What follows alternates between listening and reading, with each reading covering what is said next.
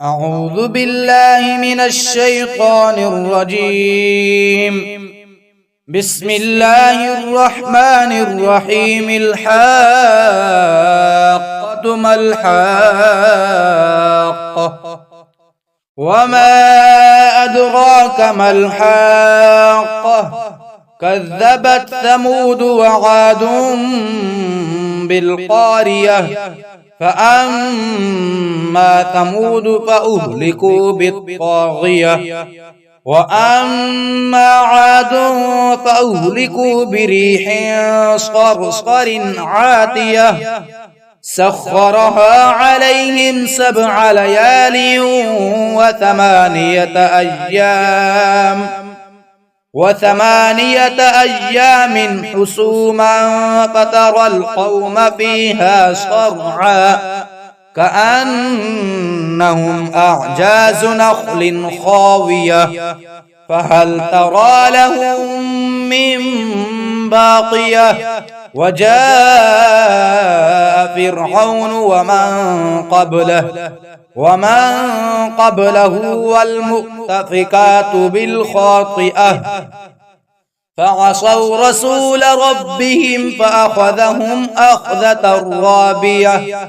إنا لما طغى الماء حملناكم في الجارية لنجعلها لكم تذكرة وتعيها أذن واعية فإذا نفخ في الصور نفخة واحدة وحملت الأرض والجبال فدكتا دكة واحدة فيومئذ وقعت الواقعة وانشقت السماء فهي يومئذ واهية والملك على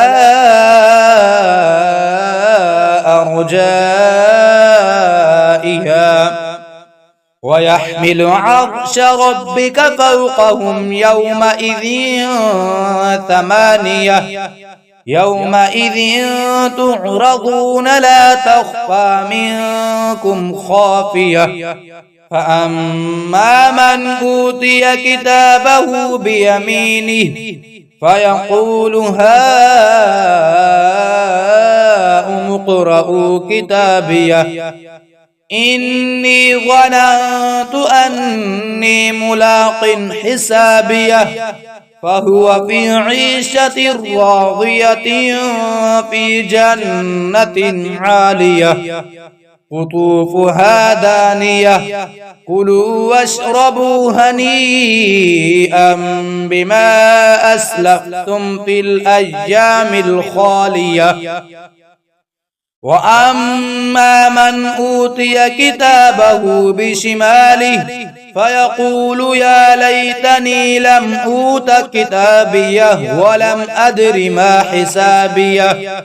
يا ليتها كانت القاضية ما أغنى عني ماليه هلك عني سلطانيه خذوه فغلوه ثم الجحيم صلوه ثم في سلسلة ذرعها 70 ذراعا فاسلكوه إنه كان لا يؤمن بالله العظيم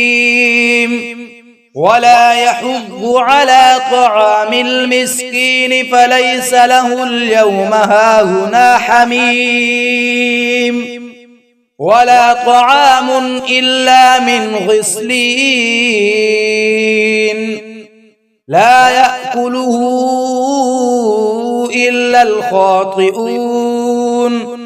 فلا أقسم بما تبصرون وما لا تبصرون إنه لقول رسول كريم وما هو بقول شاعر قليلا ما تؤمنون ولا بقول كاهن قليلا ما تذكرون تنزيل من رب العالمين ولو تقول علينا بعض الأقاويل لأخذنا منه باليمين ثم لقطعنا منه الوتين فما منكم من أحد عنه حاجزين وإنه لتذكرة للمتقين وإنا لنعلم أن منكم مكذبين وإنه لحسرة على الكافرين وإنه لحق اليقين فسبح باسم ربك العظيم.